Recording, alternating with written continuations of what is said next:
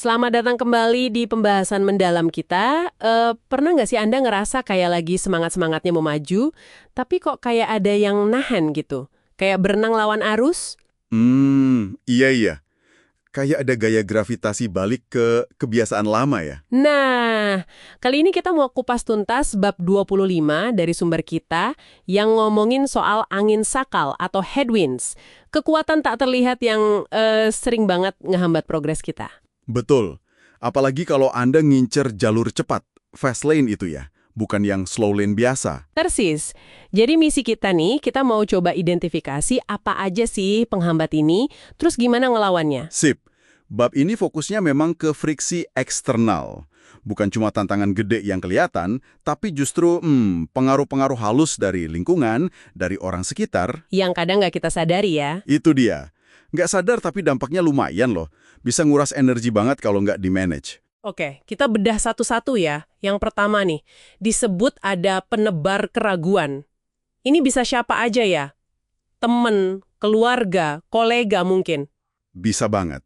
Yang sadar atau nggak sadar, nanemin keraguan pas kita lagi semangat-semangatnya soal ide baru. Kayak komentar, mana mungkin sih, atau itu mah nggak realistis gitu ya. Nah, atau udah banyak yang gagal coba itu. Sering kan denger gitu? Sering banget. Rasanya kayak ditarik lagi ke zona normal. Tahu kan? Bangun, kerja, pulang, nonton TV, tidur, ulang. Siklus yang, kata penulisnya, bisa mematikan mimpi besar kita ya. Tapi penting juga nih buat paham kenapa mereka gitu. Kenapa tuh biasanya? Ya, sumbernya bilang ini nggak selalu niat jahat loh. Seringnya sih karena pola pikir mereka udah terkondisi. Mungkin mereka lebih ke filosofi slow lane itu. Yang penting aman, hindari resiko. Oh, jadi beda cara pandang aja ya? Bisa jadi. Atau takut sama perubahan. Atau ya simpelnya nggak ngerti aja sama visi kita yang mungkin beda.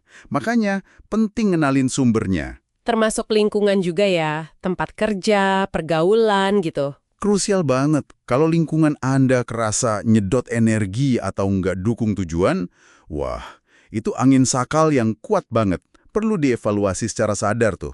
Ngomongin lingkungan, contoh Sylvester Stallone di materi ini menarik deh. Dia kerja di toko video kan waktu lagi ngejar mimpinya. Betul.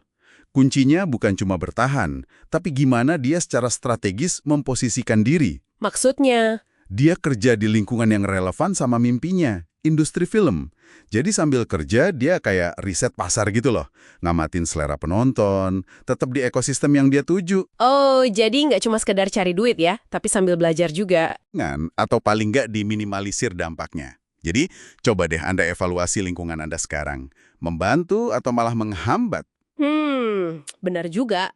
Kadang memang perlu ya membatasi interaksi atau bahkan pindah lingkungan kalau udah nggak kondusif. Bisa jadi.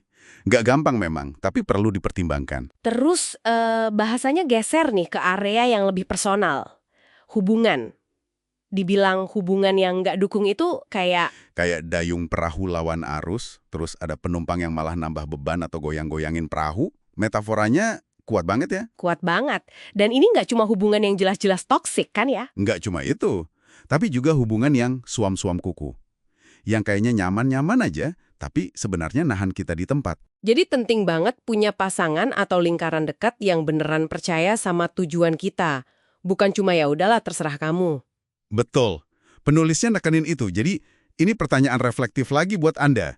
Orang-orang terdekat Anda sekarang ini fungsinya kayak angin buritan yang ngedorong atau malah jadi jangkar?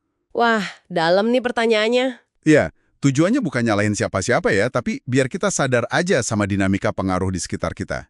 Oke, jadi kalau ditarik benang merahnya nih ya, langkah pertamanya itu kesadaran. Kenali dulu mana angin sakalnya. Entah itu dari pola pikir orang lain, lingkungan, atau hubungan personal. Terus kelola secara sadar. Sumbernya cukup tegas sih bilang kalau mau ngebut di fast lane, kita mungkin perlu belajar nutup kuping. Atau ya, secara sengaja membatasi paparan ke mereka yang terus-terusan niupin ani negatif. Intinya, melindungi energi dan fokus kita. Itu aset berharga banget. Setuju banget, energi itu terbatas soalnya. Nah, sebagai penutup nih, coba deh Anda renungkan sebentar.